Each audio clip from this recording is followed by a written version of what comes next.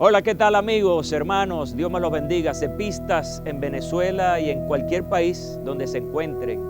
Es para mí un gusto saludarles, el equipo técnico, mi esposa, todos les mandamos un saludo y un gran abrazo de bendición.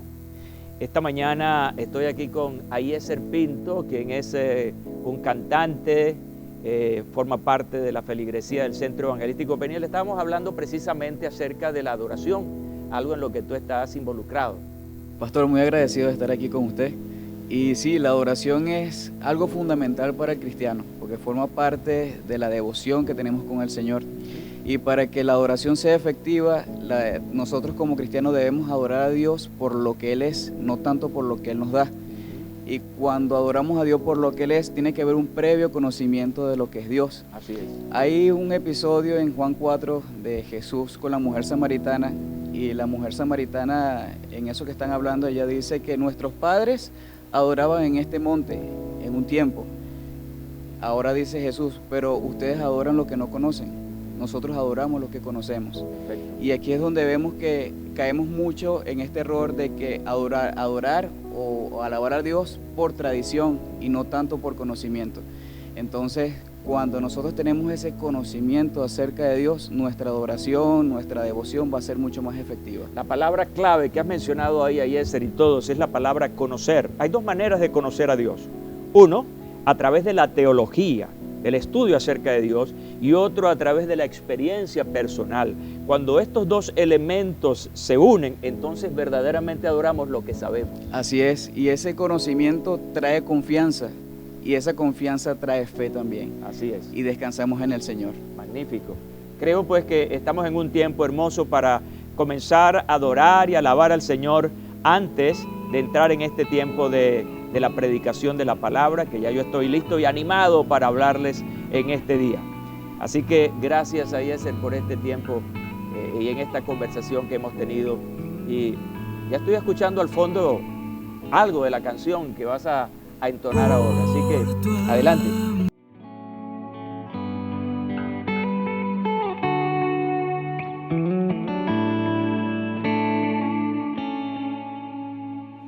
Por tu amor es que puedo cantarte hoy, con tu perdón caminaré sin ningún temor.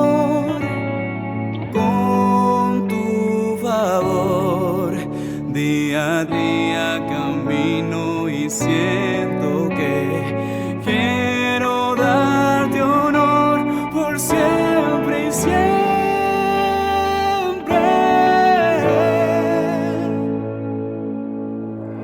Padre eterno, eres dueño de mi canción, eres dueño de mi corazón, y no hay nada que me pueda apartar de ti.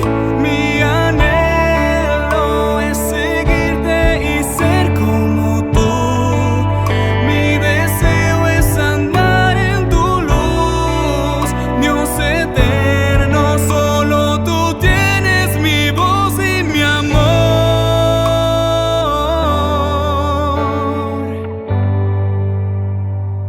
Dios de amor, tú me bendices, tú me cuidas, con tu voz has redimido mi interior, con tu favor día a día camino y siento que quiero darte honor por siempre y siempre. Padre eterno, eres dueño de mi canción, eres dueño de mi corazón, y no hay nada que me pueda apartar de ti. Mi anhelo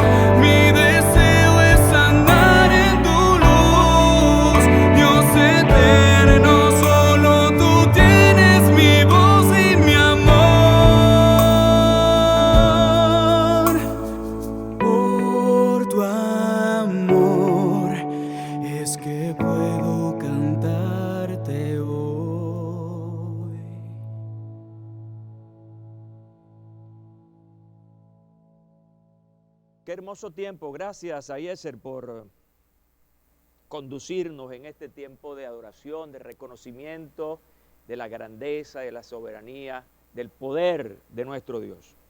Bueno, hoy estamos aquí concentrados, sí señor, concentrados en una nueva y maravillosa serie. Una serie que he titulado ¿Y ahora qué? Cuando la circunstancia presente te pregunta. Es interesante el marco de esta serie porque llegar a un momento crucial de la vida cuando no tienes un plan B, entonces te preguntas, ¿y ahora qué? Pudiéramos ilustrar esto, por ejemplo, cuando abres la alacena en tu cocina y ves que no hay nada que comer. Viene la pregunta, asalta la pregunta, ¿y ahora qué? Cuando ves que tu negocio que ha sido próspero durante tanto tiempo y ha comenzado en un declive terrible al punto del quiebre, piensas, miras hacia adelante y te haces la pregunta crucial, ¿y ahora qué? Tu matrimonio ha estado bien, pero ahora estás al borde del divorcio. La pregunta que asalta es, ¿y ahora qué? Esta pandemia, por ejemplo, nos ha puesto todo patas arriba. Y la pregunta que nos hacemos todos, es ¿y ahora qué? Mis amigos, mis hermanos, estoy planteando desde esta semana como inquietud estas frases que he construido. Cuando la circunstancia presente te pregunta, porque estamos hablando de lo que ocurre. Sencillamente, frente a una situación como esta, no tienes una respuesta. Mire, quiero decirles que ante esta pandemia ni los grandes gobiernos de los países del primer mundo tenían una respuesta. Y esto, claro está, plantea esta interrogante terrible, ¿y ahora qué? Por lo tanto, quiero hoy extraer unas verdades prácticas de algo que escribió el apóstol Pedro. Él escribió a los hermanos cristianos en el mundo, pues estos destinatarios de esta carta primera de Pedro estaban en una circunstancia muy difícil. Ellos estaban en medio de algo muy, pero muy serio. Dice el apóstol Pedro escribiendo en el capítulo 5, versículos 6 al 10 de su primera carta, humíllense bajo la poderosa mano de Dios para que Él los exalte a su debido tiempo. Depositen en Él toda ansiedad porque Él cuida de ustedes. Practiquen el dominio propio. Manténganse alerta. Su enemigo, el diablo, ronda como león rugiente buscando a quien devorar. Resístanlo, manteniéndose firmes en la fe, sabiendo que sus hermanos en todo el mundo están soportando la misma clase de sufrimientos. Y luego el versículo 10 dice, y después que hayan sufrido un poco de tiempo, me encanta esto, Dios mismo, di conmigo, Dios mismo, el Dios de toda gracia que los llamó a su gloria eterna en Cristo, los restaurará y los hará fuertes, firmes y estables. Qué lindo. Es un final extraordinario. En algún momento, durante la primera mitad de los años 60 después de Cristo, el apóstol Pedro, uno de los 12 discípulos, escribió esta carta desde Roma a los creyentes esparcidos por todas las regiones de Asia Menor. Así que tenía una buena cantidad de destinatarios en diferentes lugares. El apóstol observó las crecientes dificultades y persecuciones que estaban viviendo los hermanos, y que estos se preguntaban si Dios los había abandonado en medio de una situación tan difícil. Entonces esta carta la escribe el apóstol Pedro para animarlos. Le escribe esta carta para potenciar su motivación al darles esperanza y un sentido en medio del sufrimiento que estaban viviendo. Te pregunto este día, ¿dónde encuentras esperanza en tiempos de crisis? Hurga en tu mente. ¿Dónde puedes encontrar fuerzas para seguir adelante en tiempos difíciles? ¿Qué te hará crecer en fe cuando las dificultades abundan? Estas tres preguntas son verdaderamente conmovedoras y nos plantean que muchas veces no estamos listos para enfrentar una nueva circunstancia, un nuevo momento.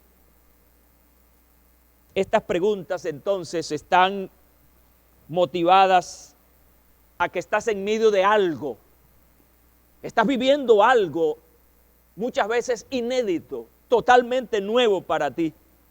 Y esas preguntas finalmente terminan con otra pregunta: ¿y ahora qué? De allí entonces mi serie a partir de este domingo. ¿Y ahora qué?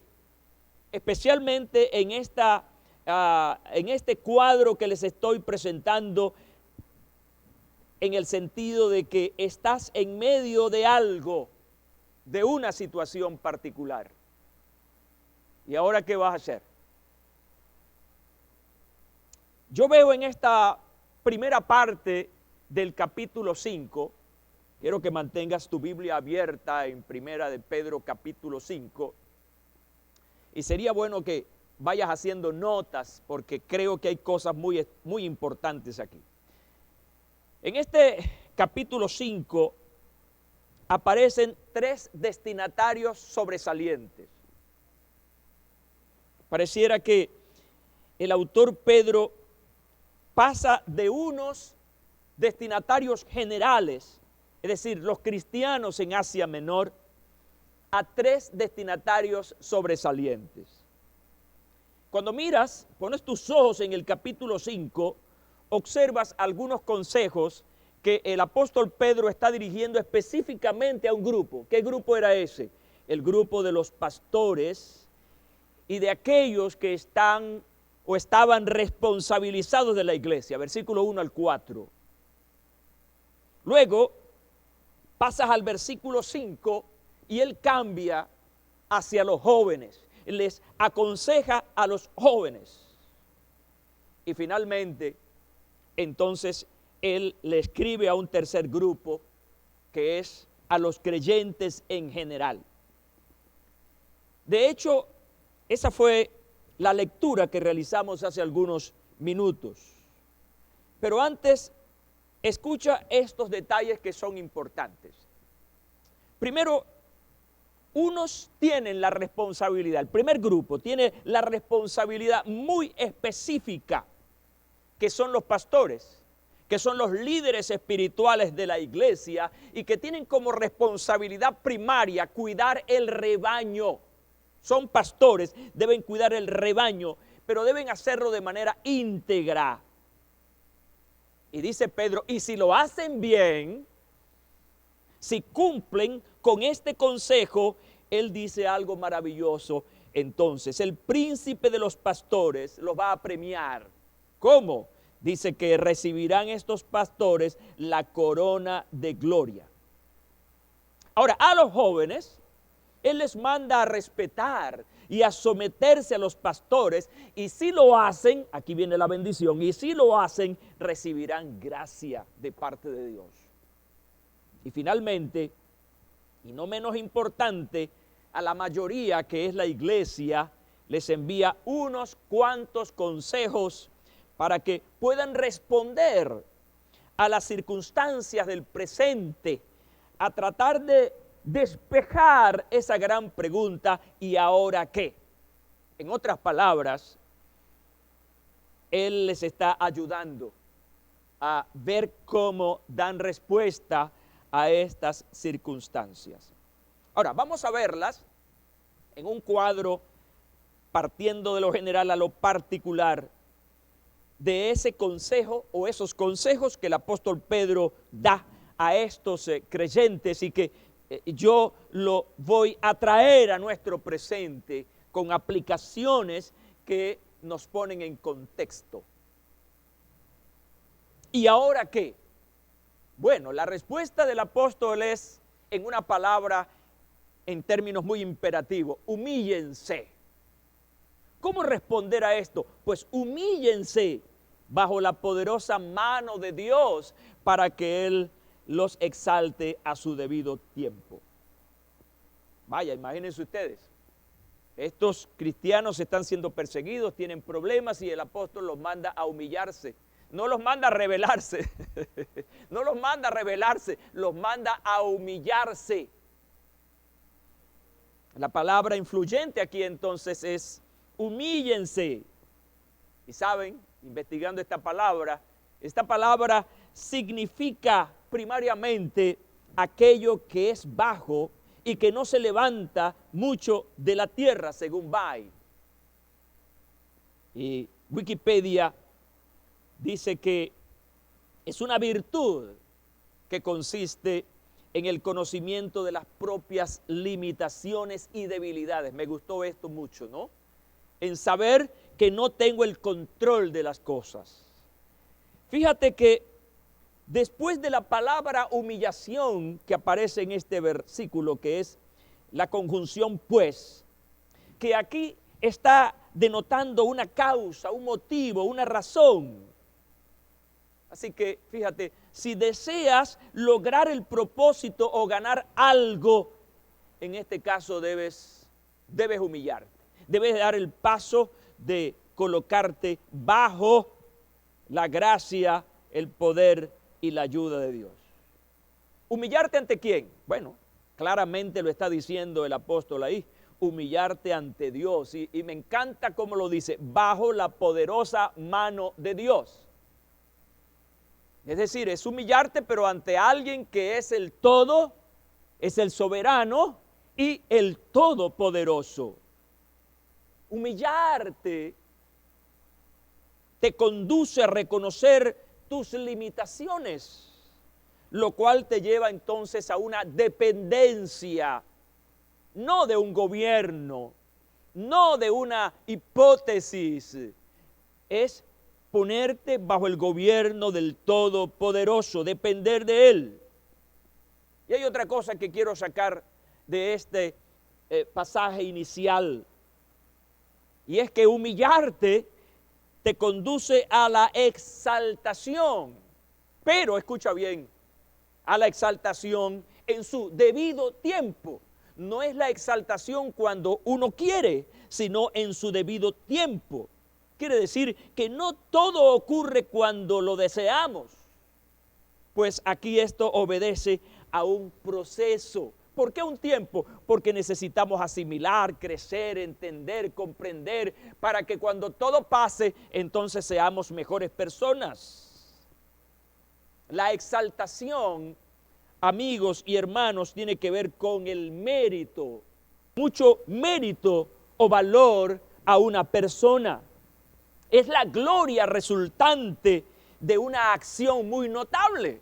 Y ciertamente, estás en una crisis, te humillas, Dios te exalta ¿por qué? Porque supiste conducirte en medio de una acción negativa y respondiste de manera diferente, con fidelidad y amor a Dios. Quiero decirte, si te estás preguntando, ¿y ahora qué? Producto de cualquier situación que estás viviendo, debo decirte que lo primero que debes hacer es humillarte. La respuesta de Dios para mí cuando estudié este pasaje y me preguntaba, ¿ahora qué? Es José Hernández, humíllate. delante de Dios. Reconoce tus limitaciones.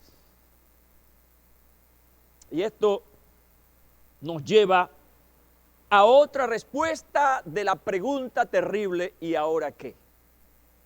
La primera cosa que está diciendo Pedro a esta respuesta tremenda es: humíllate. Pero luego entonces viene otra respuesta. Y esa respuesta es una acción que viene posterior a humillarse. Y es: echa toda tu ansiedad sobre Cristo. Me encanta, sobre Cristo. Y está hablando de un tema aquí que hoy todos los especialistas o profesionales de la conducta están tratando, están aclarando, están orientando a la gente, y es el asunto de la ansiedad. Las circunstancias adversas de la vida traen consigo una carga emocional que se traduce en una cosa que se llama ansiedad. La palabra griega para ansiedad es merigna, y que realmente encierra afán o preocupación. Así que un estado de ansiedad, en un estado de ansiedad, la persona está muy preocupada. No es una preocupación normal, es muy preocupada, lo cual le lleva al afán, a tratar de buscar alternativas, buscar soluciones a aquello que le está afectando. Los hermanos a quienes Pedro le está escribiendo estaban llenos de preocupación. Una preocupación acomodada también al temor, porque recuerden, estaban siendo perseguidos. Estaba este grupo de hermanos en una situación que yo llamaría justificada, porque es difícil señalar a alguien porque esté ansioso. ¿Pero por qué estás ansioso? No podemos. Yo creo que esto hay que manejarlo con mucho respeto. Cuando tú encuentres a una persona ansiosa, no lo juzgues, ayúdalo, porque lo que él está viviendo, lo que ella está viviendo, es una situación extrema. Por eso digo que la ansiedad de estos hermanos a quienes Pedro estaba escribiendo, tenían una ansiedad justificada. Creo que lo que estamos viviendo hoy en día y que está afectando nuestras emociones es una cuestión plenamente justificada. Pero no podemos quedarnos allí en la justificación, en el dolor, en la autotristeza. No, hay que buscar otra opción. Y aquí el apóstol Pedro nos está diciendo: echen sobre Jesucristo toda vuestra ansiedad. La humildad, la verdadera humildad, se demuestra cuando tenemos la habilidad de echar nuestra ansiedad sobre el Señor. Por eso estos consejos vienen en una hilación perfecta: humillación, echar sobre Cristo la ansiedad. Porque si tú eres prepotente, no vas a ver a Dios, no le vas a poner tus cargas a Dios porque tú crees que tú puedes. Entonces aquí no, la humillación te lleva a reconocer tu limitación y a encontrar, bendito sea su nombre, en Dios la posibilidad de ser ayudado. Por eso es muy peligroso esa presunción orgullosa, el llevar las cosas a tu manera, de creer que tienes todo bajo control. No. Jesús enseñaba un principio muy importante acerca de esto. Y en alguna de mis conferencias anteriores hice mención mucho acerca de estas palabras de Jesús. Jesús decía: busquen primeramente el reino de Dios y su justicia, y las demás cosas les serán añadidas. Entonces hay que buscar primero a Dios. Y eso de buscar primero a Dios, pues es reconocerlo, es humillarse ante Él y creer que Él puede ayudarnos. El reconocido predicador Spurgeon creó una cita maravillosa que yo quiero proponerles hoy. Yo creo en que Dios cuida, decía Spurgeon, y que cuida de mí. Yo creo en que Él me sacará de mi angustia y hará promover su propia gloria. Qué bueno. Porque cuando te humillas ante el Señor, cuando echas tu ansiedad sobre Él y sales de la situación, ¿a quién le vas a dar la gloria? ¿A quién vas a reconocer? A Dios, quien es el que te ha ayudado, porque a Él fue que te acercaste. Esta actual crisis, y tenemos que mencionarla, generada por esta pandemia, ha disparado niveles de ansiedad muy altos a mucha gente. Es tan alarmante que el número de suicidios se ha incrementado, porque hay gente que no ha encontrado respuestas a la gran pregunta, ¿y ahora qué? Se quedaron allí en la pregunta y optaron entonces por una salida rápida. El evangelista Lucas relata en el libro de los Hechos la historia de un soldado, un carcelero, un trabajador, un militar,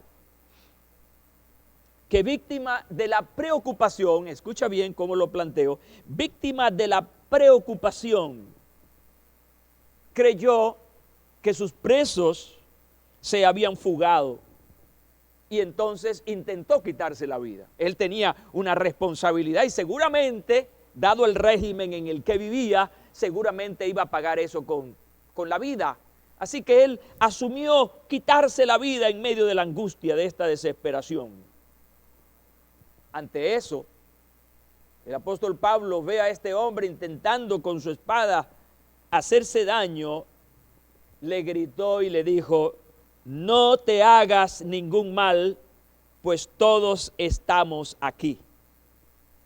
Este hombre, este carcelero de Filipo, le preguntó a Pablo: ¿qué debo hacer para ser salvo? Es como que si le hubiese preguntado: ¿y ahora qué? ¿Qué debo hacer ahora? ¿Cómo me salvo de esta? Es la pregunta de este hombre desesperado. Y viene la gran pregunta, amigos, hermanos, viene la gran pregunta con una gran respuesta. Cree en el Señor Jesús y serás salvo tú y tu casa. Gloria a Dios para siempre. Qué respuesta tan poderosa, tan afirmativa, tan llena de esperanza. Hay gente en este momento que está viviendo al borde del precipicio. Hoy te digo a ti que me estás viendo, que me estás escuchando, hoy te digo a ti, cree en el Señor Jesucristo y serás salvo tú y tu casa. Porque lo que te va a llevar finalmente a esa decisión de fe y transformadora es que le entregues tu corazón a Jesucristo, que eches toda tu ansiedad en Cristo Jesús, porque Él cuida de ti. Alabado sea el nombre de Dios. Estoy realmente emocionado al decir estas palabras, porque son palabras que tienen respuestas divinas. La respuesta a la preocupación, escucha bien, no está en las cosas. Hay gente que cree que si no tiene comida y encontró un poco de comida, ya tienes la solución. No está en las cosas realmente. Pues siempre tendrás ausencia de algo. Hoy te falta la comida, mañana falta la medicina, luego falta el dinero, en fin, siempre, como hablábamos en la serie anterior, el ser humano es un buscador por excelencia, está buscando siempre está buscando. La respuesta no está en las cosas, la respuesta está en la persona de Jesús, que siempre estará allí. ¿Y ahora qué? Así que el apóstol Pedro está planteando una nueva salida o respuesta a la gran pregunta: ¿y ahora qué? Y esta respuesta maravillosa o consejo es: practica el dominio propio. A mí me encantó cuando vi esta expresión, dominio propio. Es un elemento importante que es como la contraparte a la ansiedad, es decir, ansiedad versus dominio propio o dominio propio versus ansiedad. precisamente decía en el segmento anterior acerca de la ansiedad, y te añado que todos en algún momento experimentamos ansiedad, todos. Jesús en algún momento experimentó ansiedad, experimentó el sufrimiento, la traición, por ejemplo. Es decir, todos los humanos en algún momento de la vida sufrimos algo en lo emocional o algo nos promueve a la ansiedad. Debes establecer la diferencia, esto es bien importante, debes establecer la diferencia entre un episodio de ansiedad y trastornos de ansiedad. Lo último representa lo que llamaríamos los especialistas un elemento patológico. Algunas veces tenemos episodios de ansiedad, episodios de depresión, pero no somos depresivos ni somos ansiosos. Fue un momento, una circunstancia que lo promovió. Pero hay gente, escucha bien, y en este momento hay mucha gente que patológicamente sufren de ansiedad. Y cuando eso ocurre, entonces esas personas hay que medicarlas, porque constantemente viven en ese estado. Ahora, la pregunta es, ¿puede alguien enfermo o enferma de ansiedad ser transformado? Bueno, esto es una cuestión de fe. Pedro está diciendo, echen toda vuestra ansiedad en Cristo, y si logramos entonces por esa fe dominio propio, entonces tendremos bajo control ese asunto tan serio y tan desagradable como es la ansiedad. Te señalo algo importante, porque la ansiedad, como dice el apóstol Pedro, debes enfrentarla con dominio propio. Yo quiero que me estés siguiendo ahora, por favor. Primer consejo, humíllate. Segundo consejo, echa sobre Jesucristo toda vuestra ansiedad. Tercer consejo, ten dominio propio. Fíjate cómo esta hilación es tan interesante. ¿Cómo vas a enfrentar las circunstancias de la vida? Humillándote y reconociendo a Dios. ¿Estás ansioso? Bueno, porque reconoces al Señor y te has humillado, llevas toda esa ansiedad a Cristo. ¿Cómo vas a enfrentar esa ansiedad? Dice entonces el apóstol, con dominio propio. Ahora fíjate, la ansiedad desde el punto de vista patológico tiene una sintomatología de 11 elementos. Está la intranquilidad, la falta de concentración, ataques de pánico, insomnio y otros. Simplemente tomé estos más conocidos, pero estos forman parte de esos 11 síntomas de la ansiedad.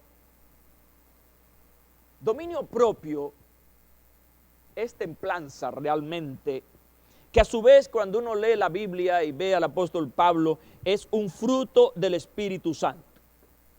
Mira qué buena noticia traigo a toda mi audiencia hoy.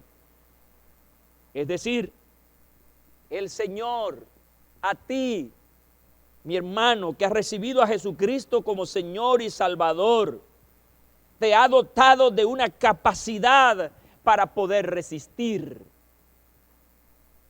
Dice Pablo a Timoteo, y hoy te lo señalo a ti, que no nos ha dado Dios espíritu de cobardía, sino de poder, de amor y de dominio propio. Dominio propio es control, es no perder el equilibrio, no perder tu estado de sobriedad, de estar en un presente sabiendo lo que vives y cómo enfrentarlo.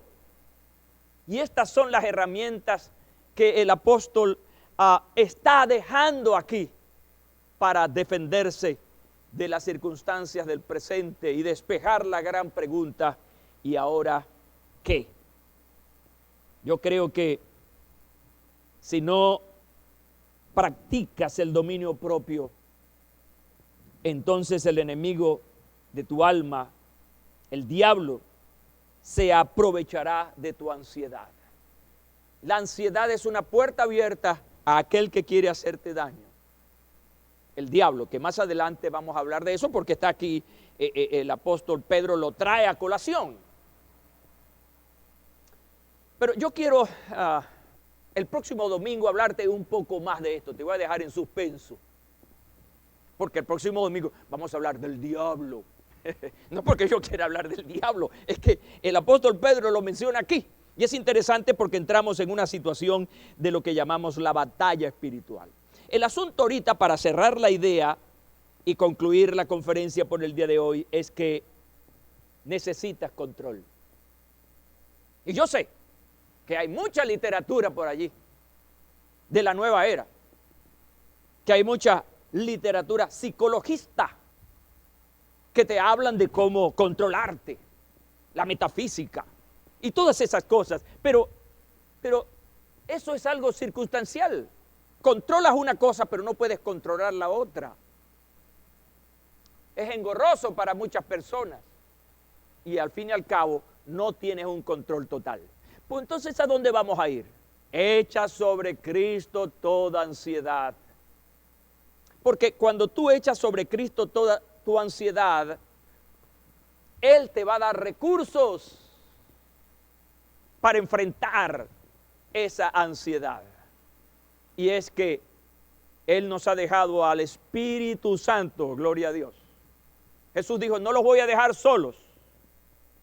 Voy a enviar a otro consolador, el Espíritu Santo. Y el Espíritu Santo, tal y como lo señaló Jesús, es el consolador. Es el que está en nosotros y con nosotros en cualquier situación. Y Él te provee de un fruto que se llama templanza, que no es otra cosa que dominio propio. Te espero el próximo domingo en la continuación de esta nueva serie. ¿Y ahora qué?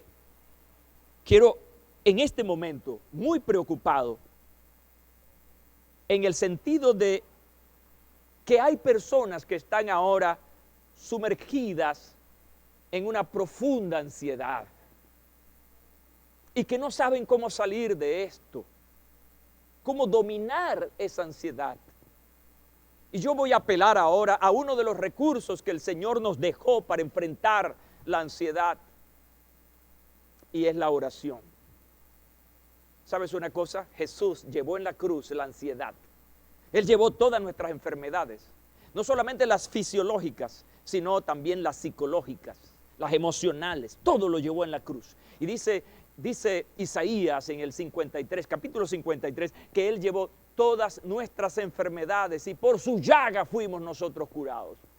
Ahora quiero que pongas tu mano sobre tu corazón, porque voy a orar a Jesús en el nombre del Padre para que Él imparta sobre ti esa paz, que no es una paz que el mundo da. Padre, en el nombre de Jesús, esta mañana he hablado con toda la fuerza de mi corazón y con toda la empatía sobre esas personas que están ahora sumergidas en la ansiedad. Ellas ahora tienen su mano sobre su corazón.